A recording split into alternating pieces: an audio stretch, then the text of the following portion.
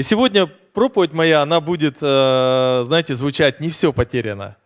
У каждого из вас, знаете, я люблю образы, мне нравится, когда Иисус говорил с учениками, Он говорил образами, Он обращал внимание на то, что окружало вокруг, и Он приводил это в пример. Посмотрите, нивы побелели.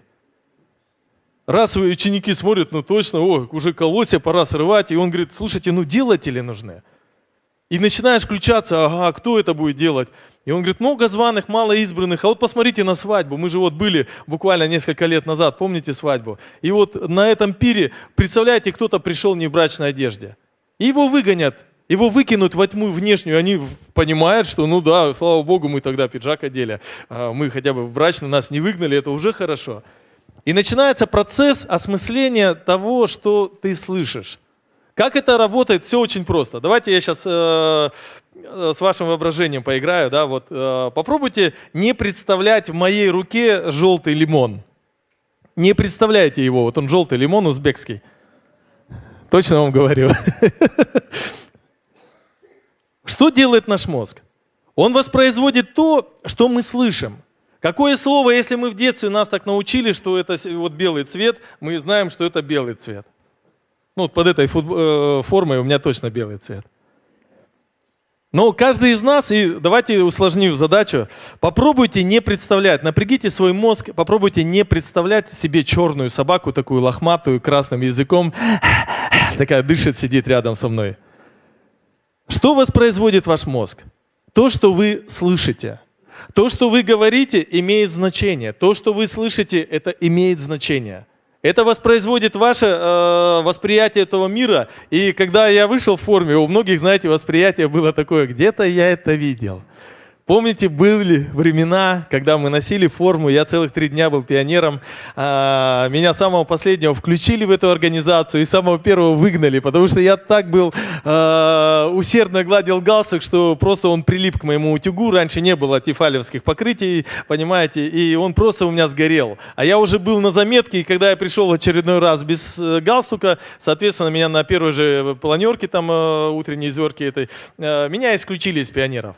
А через год начались времена, как слово пацана, когда уже было не модно быть пионером. И я помню, даже те, кто был, они прятали свои галстуки под форму, потому что мы их били. За то, что они носили галстуки. А буквально еще через год это все просто как мыльный пузырь лопнуло. И знаете, ну не вырубишь ты топором. То, что посеяно. Но что делали коммунисты? Они использовали хорошие, готовые инструменты для достижения своих целей. Служение «Царские охотники», оно возникло в 1961 году в церкви Ассамблея Божья. Джон Барнс, посвященный служитель Иисуса Христа, увидел проблему в церкви, что дети приходят в церковь, но как они приходят, так они и уходят. И он, будучи отцом, он понимал, что что-то нужно сделать, и он начал молиться. И Бог ему дал конкретное задание – изучить и создать то движение, которое способно будет удержать молодежь. И не просто удержать, а сделать их посвященными служителями. И он во сне получил эмблему, получил значение этой эмблемы и начал это движение, оно зародилось в Америке и было только для мужчин. Только парни участвовали в этом служении. Но потом ближе, когда оно начало транслироваться на Запад, в Западе уже в это служение начали потихоньку вливаться женщины и сестры, потому что наши сестры, знаете, как говорит, русский мужик должен делать 2 вещи. Поджигать избы и гонять коней, чтобы его женщине было чем заняться. Чтобы она потом с горящей избы там коня вынесла, там и мужа в придачу, и диван, и плазму на 79 сантиметров. Да, там. Ну, для чего это делается? Каждый из нас, мы мыслим образами, мы живем образами. И для меня, знаете, вот каждый значок – это пот и кровь, это каждый детский лагерь, это моя вера, это мои финансы, это мое время, это моя психика. Потому что первый раз я вчера молодежи рассказывал, у меня была молитва посвящения, знаете, когда меня отправили, только я пришел с армии, меня пригласили в детский лагерь послужить. И говорят, слушайте, ей понравится, там просто, все ходят на завтрак, на обед, зубы чистят, все. Просто езжай туда наставником, и мы с Надеждой поехали в этот лагерь. И мы приехали, и я в первый же день понял, что будучи сержантом спецвойск, и когда я привык, что если я даю приказ, он выполняется секундно, там это не канает. там это не котируется. Ты бы что бы ни говорил этому подростку, слушайте, попросил их вовремя прийти, они не придут, попросил их вовремя проснуться, они не проснутся. И знаете, я просто выбежал во двор и говорю: Господи, если ты мне не дашь любви к этим детям, я сейчас зайду и спящих их поубиваю. Каждого, 14 человек. Я говорю: Господи, дай мне любви. Но я возвращался к ним, и что-то происходило в моем сердце. Каждый день эта молитва повторялась, я выходил потом рано утром и говорю: Господи, они еще спят, еще есть шанс их всех вот подушкой одной просто удушить, и все. И все будет нормально.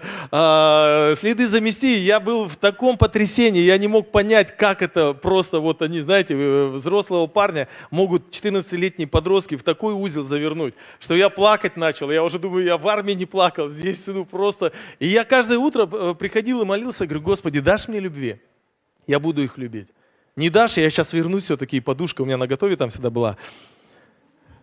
Все 14 вернулись домой. Живые. Бог дал любви. Я познакомился с удивительным Богом, который может дать все благопотребное для жизни. И сегодня я хочу поговорить о том, как в нашей жизни, знаете, происходят потери. Я не классический проповедник, я больше работаю с детьми и молодежью. Это на потом.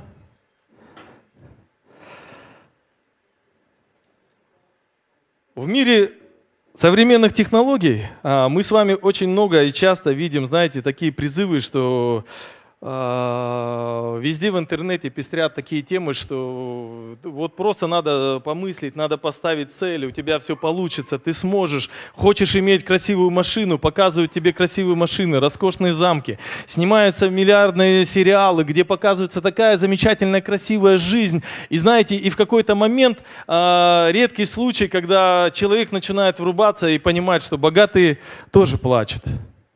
И у каждого есть цена.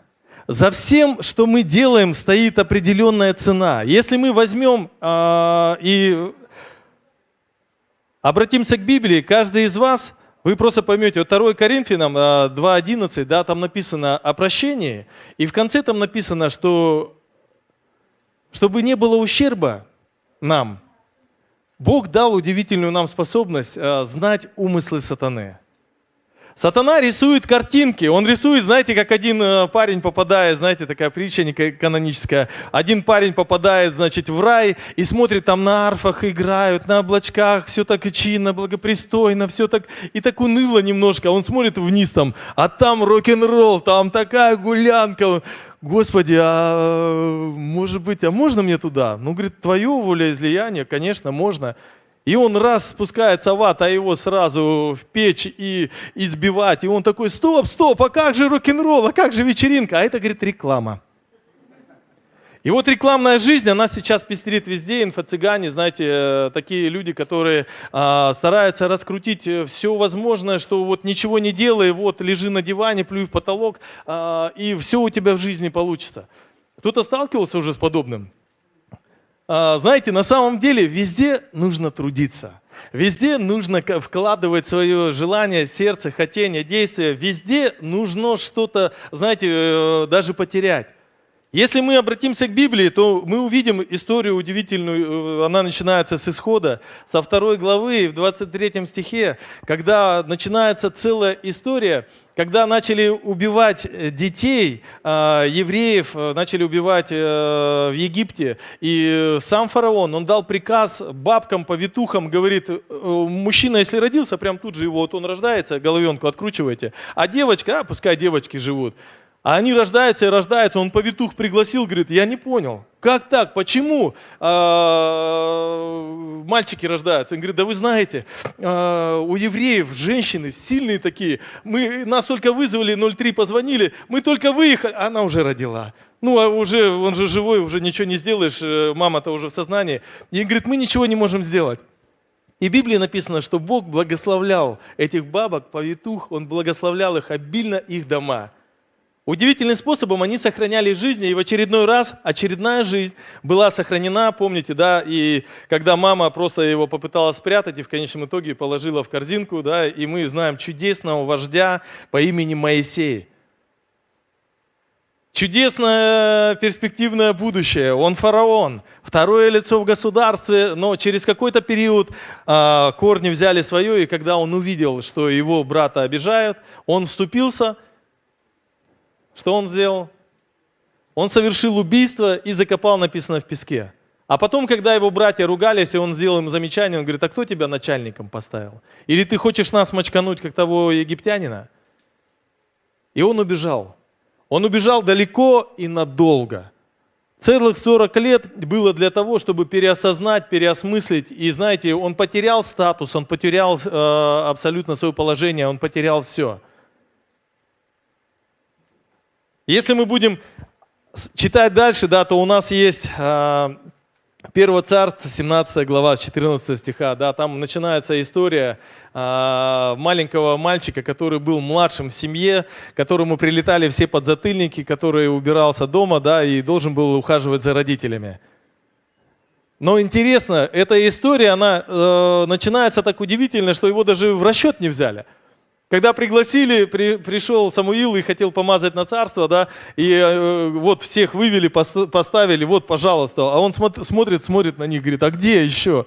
Да нет у нас никого. Знаете, как в пандемию, говорит: а у вас в магазин тоже ходит тот, кого не жалко? Давид, он бегал в магазин. И в этот момент, но Самуил, имея, да, возможность от Господа, он просто услышал, что нужен еще кто-то. И когда он пришел, его помазывают на царство, и потом что начинается? Его начинают гонять. И причем, знаете, кто-нибудь смотрел фильм «Враг государства», когда один человек нарвался на целую систему, и его все полицейские, все медики, все, кто только был в этой стране, они все его хотели поймать, потому что за него было вознаграждение. У Давида была такая же чудесная жизнь. Я не знаю, как вы Библию читаете, но я всегда стараюсь вникать, как это было, и представлять, каким образом, какие эмоции переживал каждый из участников этих событий. И Давид начал убегать, он потерял абсолютно все, и в какой-то период, даже уже будучи царем, помните ту историю, когда он вернулся с победы, а его дом был разграблен, его город был сожжен, жены все валы захвачены в плен, и в конечном итоге, вот мне нравится этот момент, но, знаете, я всегда ставлю себя на место тех ребят, которые его друзья. Я ставлю себя на место Давида, вообще, как бы я это переживал. Я ставлю себя на место его жены, думаю, муж ушел вроде бы воевать, все нормально, и тут и ей прилетело, еще и забрали. И вот это переживание, что без помощи, на кого уповать. Но мы всегда читаем, что Давид такой герой, молодец, но там каждый был герой. Для каждого это был вызов, и каждый что-то потерял, но самое классное, что Бог проговорил, мы позже вернемся к этому, да, когда Он сказал что-то Давиду. Удивительное. Следующий этап, это, знаете, когда в Судьях мы читаем 13 глава, 16 стих, это был человек...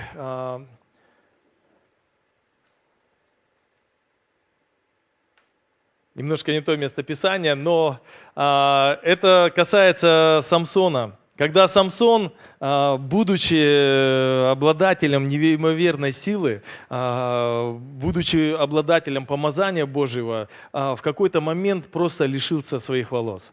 Лишился своей силы, и что-то произошло, он потерял что-то в своей жизни. Вот скажите, у вас были в жизни какие-то потери? Кто-нибудь терял, может быть, деньги, там, здоровье, я не знаю, друзей, вот бизнес. Друзья, вы знаете, вот это предтеча тому, что будет все-таки в конце. Для меня, я переживал на своей жизни очень много вещей, которые, знаете, я думал, что это потеря потерь. Я считал, что это все, это крах полный, но в какой-то момент я все-таки, знаете, сейчас, оглядываясь назад, я благодарю Господа, что так оно все и было. Не все потеряно.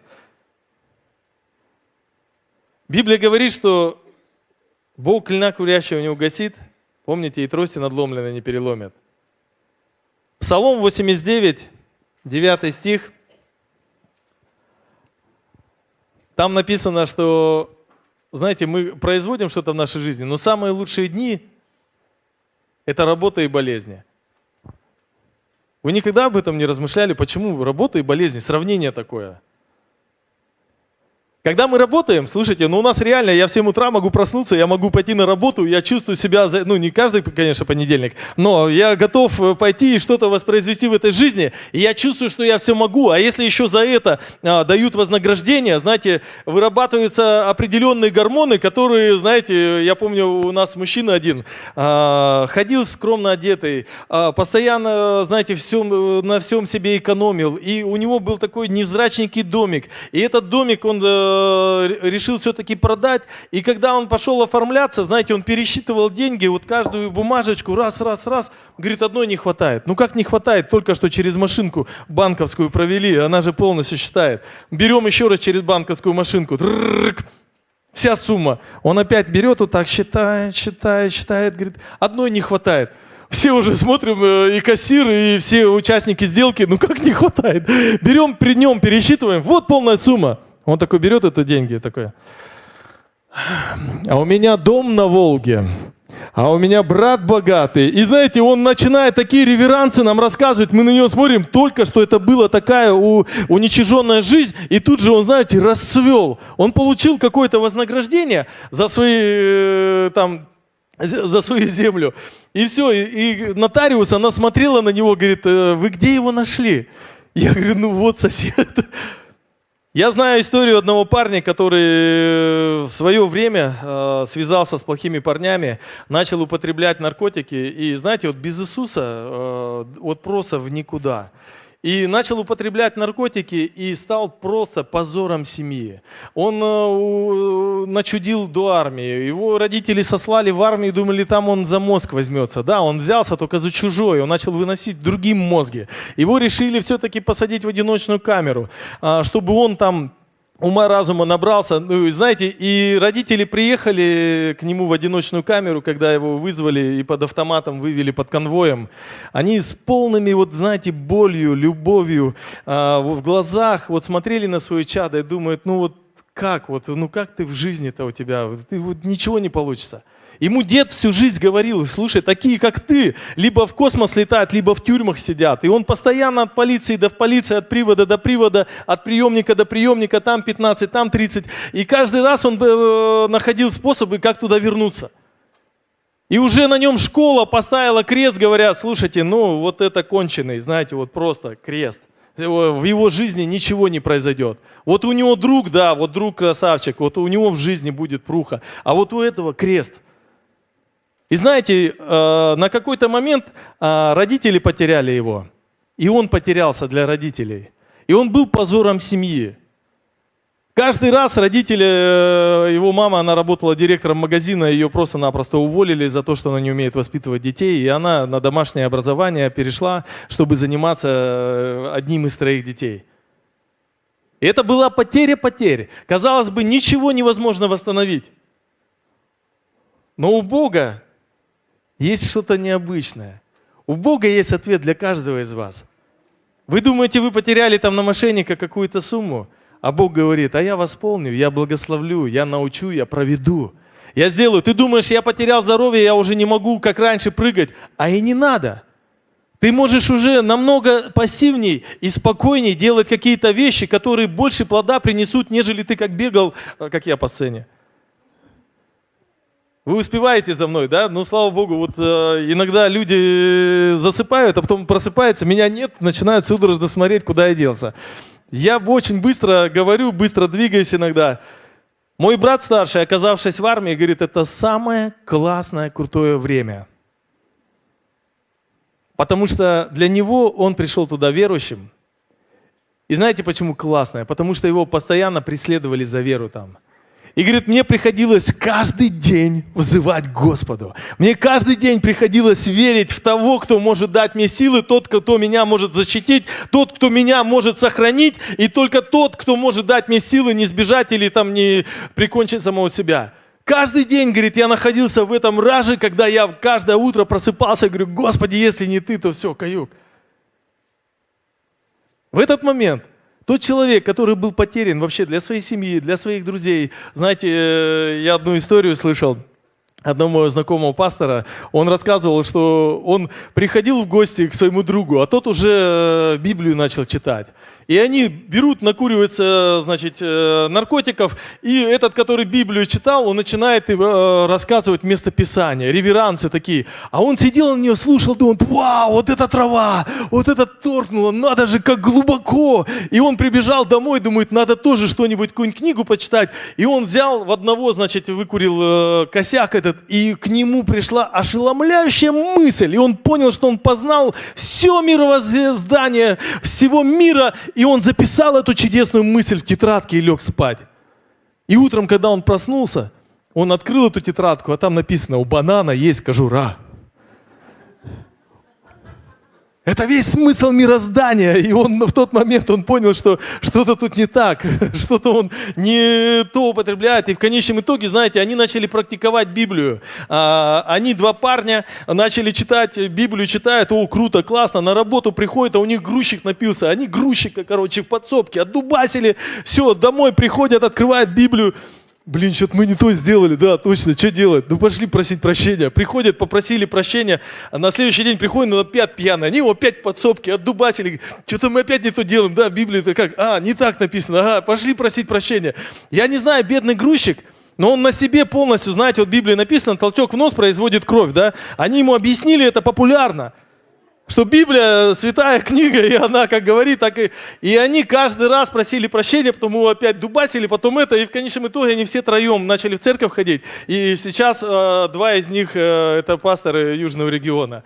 Один в поселке Пшада служит, другой в Геленджике. И когда они рассказывают эту историю, знаете, что проверяли, как же Библия это все-таки истина, не истина, она истина. Мой брат на своей шкуре это, знаете, прожил, и ему понравилось. И почему? Вот этот Псалом 89 говорит, что работа и болезни. Когда мы работаем, мы чувствуем себя, что мы все можем. А вот когда вы болеете, у меня был период, я около месяца, тогда еще не было понятия ковид, я просто около месяца слег, вообще полностью слег, и около месяца в лёжку лежал, ничего не мог делать. Абсолютно. У меня температура незначительно была, но была ломота, была, знаете, сухость такая, что я просто не мог двигаться. И знаете, в конце месяца, обычно после таких ситуаций, к тебе подойдет сатана. И он сказал, что, слушай, и он мне сказал, послушай, ты месяц лежишь, тебя никто не посетил. Ты месяц лежишь, тебе никто не позвонил. Ты месяц лежишь, ты никому не нужен. Знаете, я хотел умереть. Я хотел умереть в этот момент и думаю, а реально это правда. Но знаете, что Дух Святой сделал? А Он мне напомнил. А знаешь, почему к тебе никто не заходил? А потому что ты находил способы и возможность сам посылать весточки. А знаешь, на протяжении жизни, почему тебе никто не звонит? Потому что ты работаешь на опережение, ты берешь и звонишь человеку и спрашиваешь, как у него дела. Ты не нуждаешься в том, чтобы тебе звонили, потому что ты уже все рассказал, ты уже все спросил, ты сам это сделал. Знаете, эта мысль, она подняла меня с койки, она подняла меня к жизни, и я понял, а на самом деле в Библии написано, блажение что делать? Блажение давать, чем получать. Когда ты даешь, соответственно, у тебя вот это блаженство. У меня одна девушка, жена моего выпускника. У нас всегда в семье, тайну маленькую открою, у нас градация идет. Если моя дочка ведет себя хорошо, она Анна Александровна. Если она себя ведет не очень хорошо, она Коза Надеждовна. И она это знает, и если я ее назвал, значит она, это мое ругательное слово, которое я могу применить к ней. И знаете, тут жена моего выпускника. Этому выпускнику он высокий, красивый, статный мужчина такой, и ему уже там по 30 лет. И вот мы в каком-то общении, она сидит и мне высказывает, это твой выпускник? Мой. А че он такой козел, извините за выражение? Я говорю, ну ты знаешь, как это выяснилось? Он говорит, ну вот он по жизни вот такие косяки делает, говорит, и говорит, у тебя научился. Ну ты же нормальный, вот жена твоя сидит, улыбается, все же нормально, а почему вот он такой? Я говорю, ну ты знаешь, я когда с детьми, я могу делать все, что хочу. И я им отдаю все, даже что мне не гоже, вот все плохое. И если они это не передадут кому-то, они вот будут такими плохими. Она, ну ты же нормальный, я говорю, так я же все раздал. Поэтому я и нормальный. И это не удовлетворило. Но факт фактом, что мы можем с вами переживать какие-то моменты в нашей жизни, мы можем что-то в жизни потерять. Вот скоро буквально будет праздник, невероятнейший праздник. Знаете, Моисей, когда этот праздник определяли, прошел какой-то путь, он потерял себя, он потерял свой статус. Но он пришел к чему-то, когда собралась вся семья еврейская, и для них это была потеря взять и заколоть ягненка и за одну ночь съесть. Это нужно было умудриться. Написано, что если вы не можете съесть, соседей позовите. Соответственно, там была жара, там мясо не хранилось, это как-то распределялось, и, представляете, рабство еврейского народа. Это их постоянно бьют, их постоянно заставляют работать, и у них нет такой возможности, чтобы у каждого был ягненок. Но Бог дает определение, вы должны просто его, не просто его убить, сварить, но вы должны кровью помазать косяки. Это будет просто знак для ангела-губителя, для ангела-истребителя. А вы должны за ночь это все съесть. Ничего не должно остаться. Наесться так, чтобы потом в пустыне меня не просили кушать. И семья, она потеряла, она взяла просто годовой запас мяса, грубо говоря, и в одну ночь они должны были просто, знаете, потерять его. Это должна быть такая вера, должны были, знаете, включиться такие процессы, которые заставили бы человека сделать что-то неординарное, такое неадекватное, которое, здравому смыслу вообще, не отвечало. Притча Луки, это притча про драхму, Луки 15 глава, 8 стих. Вот как вы ее читаете? Вы слышали 1000 раз эту притчу, если возможно на экран вывести. Помните эту историю? Я не думаю, что это про еврейскую семью. Я больше чем уверен, это про дальневосточников, и я больше чем уверен, это про, знаете, людей, которые живут за Байкалом. Там же история такая, написано... Женщина 10 драхм, потеряет 1 драхму, зажжет свечи, смотрите, мало того, она свечку там начнет использовать, она начнет мести комнату, представляете, что у нее там было, раз она драхму потеряла? Вдруг извините, слово такое есть русское, на засранцев порядки напали. Но что она сделала? Она все вымела, она все убралась, она все-таки нашла, а следующий стих открываем. Следующий стих мне больше всего нравится, 9 стих. Она убиралась, и тут нашла. Вот тут вообще, слушайте, по-русски 1 драхму потеряла, 10 прогуляли. Она скажет, порадуйтесь со мной, собрала подруг и взяли, 1 потеряла, а потом собрала такой праздник, что и еще все остальные 10 прогуляли. Праздник, понимаете, нашел. Бабушка одна лежит на вокзале, кричит: потеряла. Полицейский подбегает: что бабушка потеряли? Равновесие потеряла. Знаете, в нашей жизни нужно равновесие иногда потерять, чтобы осознать, что такое прямо ходить. Нам нужно иногда потерять что-то эмоционально, умственно, физически, материально, чтобы осознать, кто наш Бог. И чтобы вернуться к истокам, когда Бог может... тот парень, на котором все ставили крест, его дед был прав. Он говорил, либо такие люди в тюрьмах сидят, либо в космос летают. Вначале пришлось, конечно, там КПЗ посетить, многие там заведения, но сейчас я стою перед вами и говорю о том, что Бог может делать чудеса. Бог может довести вас до кризиса, когда в очередном кризисе в КПЗ я просто сидел и говорил: если ты есть, вытащишь меня отсюда, я буду служить всю свою жизнь. По сей день служу, продолжаю служить, и я знаю, что мой Бог живой. И если Он привел к какой-то потере, значит, Бог выведет меня, как Моисея. Когда Он Моисею в конечном итоге дал повеление вывести весь народ. Он, казалось бы, потерял свою сущность, потерял свой статус, но он стал самым великим вождем в истории всего человечества. Когда Соломон, казалось бы, потерял волосы и уже не было никакой возможности для того, чтобы выполнить свое предназначение, он уже в конечном итоге, когда почувствовал, что сила вернулась к нему, уже будучи без глаз, нащупал столбы, помните, да? И он просто-напросто развалил этот храм, он просто разломал все это строение, потому что он все равно пришел к тому, что он выполнил то, для чего Бог его послал. И так же самое Давид. Мы знаем эту удивительную историю посвящения, когда это самый чудесный, самый посвященный царь, который, казалось бы, потерял свою семью, его все преследовали. И мы читаем в истории много таких историй, когда Иосиф, казалось бы, также второй человек был в конечном итоге после фараона. Он что-то потерял, но что-то и приобрел. И каждому из нас Бог, вот через Библию, я когда смотрю эти вещи, я понимаю, что, слушайте, не все потеряно. Скажи соседу, не все потеряно. Не все, мой друг, не все. Покуда ты еще живой, ты можешь что-то сделать. Покуда ты еще дышишь, ты можешь восхвалять Господа. Покуда ты еще в здравом уме, ты можешь делать умозаключения и понимать, каким образом наставлять.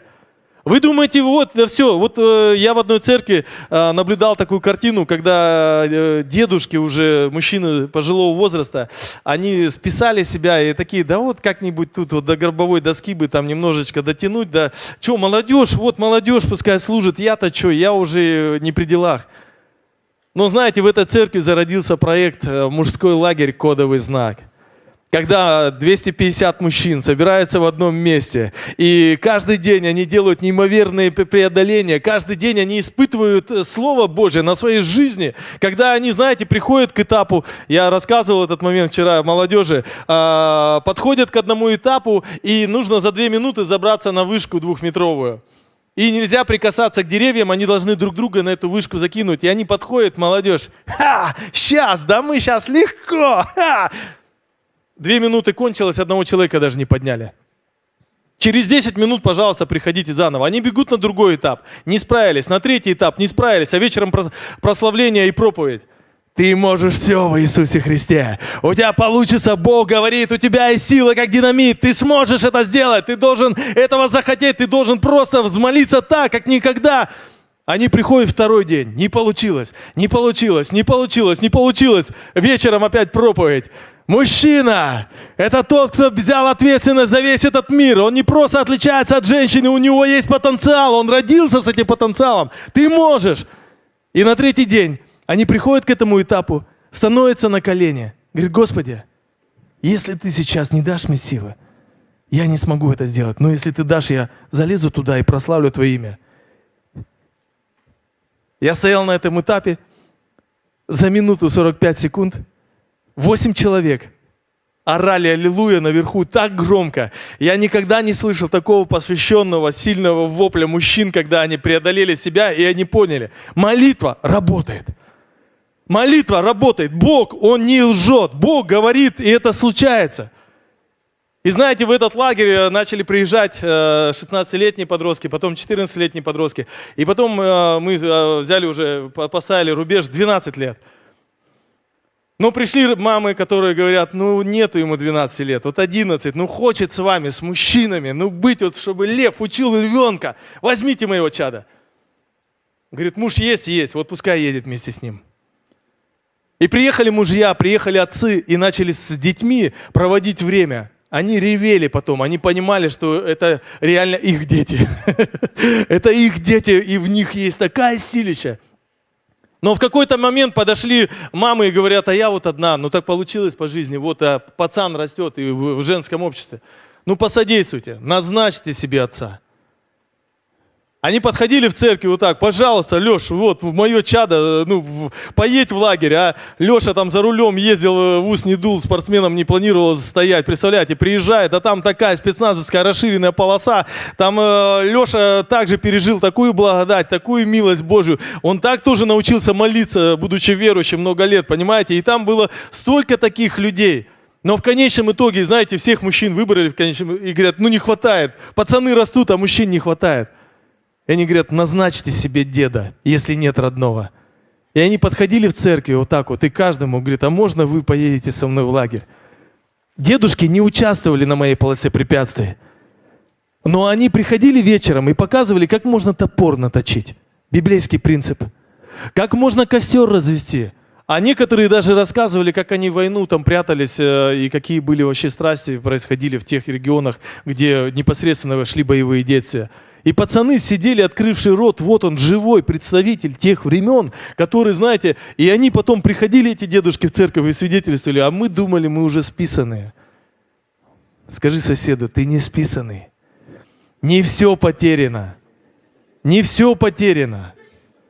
И тебе кажется, сейчас у тебя проблемы, дружище, смотри на это как на кризис. В китайском, знаете, слове кризис два иероглифа. Опасность и возможность. Это то, что дает нам Бог, Он дает нам вызов. Однажды я столкнулся с этим вызовом, и я просто принял его до своей жизни. И не потеряйте награды. Матфея 10 глава, 42 стих. Здесь говорится о награде, когда мы можем что-то в своей жизни потерять. Каждый из нас, мы что-то делаем в своей жизни, что-то важное. Вот мы же сейчас важными делами с вами занимаемся. В Библии написано, кто, если сделает чашу воды, да, вот не потеряет награды. Нам не нужно потерять награды, нам нужно остаться теми, кто мы есть. И если Иисус призвал вас в свое царствие, друзья, Он чего-то ожидает от вас. И знаете, вот мы сейчас что-то важное делаем, вот сидим, проповедь слушаем. Важно? Важно. А потом домой пойдем, Библию будем читать. Важно? А потом мы можем детей своих начать воспитывать. Это же важно. И мы можем получать свое образование. Это тоже важно. И каждый раз, когда мы делаем, знаете, вначале мы женились, потом ребенка родили, а потом, может быть, мы внуков решили на ноги поднять, а потом уже и правнуки нам в глаза смотрят. И знаете, каждый раз это все важно. И мы, знаете, являемся набором чего-то важного, что мы делаем в своей жизни. И каждый день, день за днем мы делаем какие-то важные дела.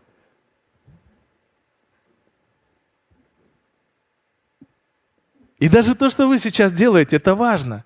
И для меня это важно. И для Бога. Но однажды раз, и мы разрешимся со своим телом. Но каждый из нас должен понимать, что если мы возьмем все-таки свою жизнь, и мы добавим к ней хотя бы каплю веры в Иисуса Христа, как тот человек, который однажды потерял свое положение, как тот человек, который просто-напросто был вторым после фараона и оказался в пустыне. И знаете, когда Бог из куста воззвал к Моисею, я думаю, он настолько привык разговаривать с тем, кто его окружал, что когда Бог ему сказал: «Моисей», знаете, что он ответил? «Бе». Потому что он был окружен овцами. Он был окружен овцами, но когда он соприкоснулся с Богом, в его сердце зародилась вера, что-то произошло, и Бог показал ему путь. Он дал ему возможность: «Моисей, простри свой посох и поведи народ». Поведи народ, чтобы народ мог пойти и дойти до того места, где ханаанская земля. Моисей, но ты должен знать, что без меня ты не можешь делать ничего. Без меня у тебя не получится в этой жизни ничего. Каждый из нас, мы делаем какие-то выборы, и если в нашем сердце есть хоть одна зернышко Божьей веры, Бог просто делает чудеса. Он дает нам возможность все то важное, что мы используем в своей жизни, превратить в Божье чудо. Аминь. Я хочу помолиться с вами, чтобы мы могли быть теми людьми, кто поймет эту ценность, поймет эту сладость молитвы и поймет, что если что-то в жизни мы потеряли, мы можем, знаете, у меня есть такое правило. Даже если я проиграл битву, я никогда не проиграю войну. И у меня очень много в жизни было ситуаций, было падений, но каждый раз я понимал, что сегодня, да, я под конем, но завтра я буду на коне.